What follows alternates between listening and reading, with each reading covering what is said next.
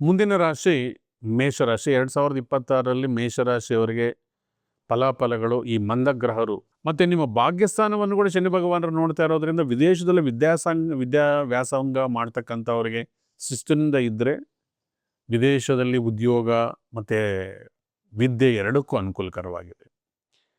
ಉಳಿದಂಗೆ ರಾಹು ಭಗವಾನರು ಪೂರ್ಣವಾಗಿ ಡಿಸೆಂಬರ್ 5ನೇ ತಾರೀಕುವರೆಗೂ ನಿಮ್ಮ ಮೇಲೆ ಕೃಪಾ ದೃಷ್ಟಿ ಇದೆ. ರಾಹು ಭಗವಾನರಂದ್ರೇ ಅದೊಂದು ಚೈತನ್ಯ, ಶಕ್ತಿ, ನಾಲೆಡ್ಜ್, ತಲೆ, ಇಂಟೆಲಿಜೆನ್ಸಿ, ಟೆಕ್ನಾಲಜಿ, ಹೊಸ ಹೊಸ ಆವಿಷ್ಕಾರಗಳನ್ನು ಮಾಡ್ತಕ್ಕಂಥದ್ದು, ಇವೆಲ್ಲವೂ ಕೂಡ ರಾಹು ಭಗವಾನರ ಅಧೀನದಲ್ಲಿ ಬರುತ್ತೆ. ಇನ್ವೆನ್ಷನ್, ಇನೋವೇಟಿವ್ ಐಡಿಯಾಸ್ ಬರುತ್ತೆ. ಗುರು ಭಗವಾನರು ನಿಮಗೆ ಜೂನ್ 2ನೇ ತಾರೀಕುವರೆಗೂ 3ನೇ ಮನೆಯಲ್ಲಿದ್ದು ಪ್ರಯತ್ನದ ಮುಖಾಂತರ ಜಯ ಕೊಡ್ತಾರೆ. ಅಕ್ಟೋಬರ್ 31ನೇ ತಾರೀಕಿಂದ ಈ ವರ್ಷದಲ್ಲಿ ನಿಮಗೆ ಸ್ವಲ್ಪ ಬದಲಾವಣೆಗಳಾಗತ್ತೆ. ಪೂರ್ವಜನ್ಮದ ಪುಣ್ಯಸ್ಥಾನಕ್ಕೆ ಗುರು ಭಗವಾನರು ಬರ್ತಾ ಇರೋದರಿಂದ ಅಕ್ಟೋಬರ್ 30ರ ನಂತರ ಆರ್ಥಿಕವಾಗಿ, ದುಡ್ಡು ಕಾಸು ವಿಚಾರದಲ್ಲಿ, ವಿದ್ಯಾಭ್ಯಾಸಂಗ ವಿಚಾರದಲ್ಲಿ,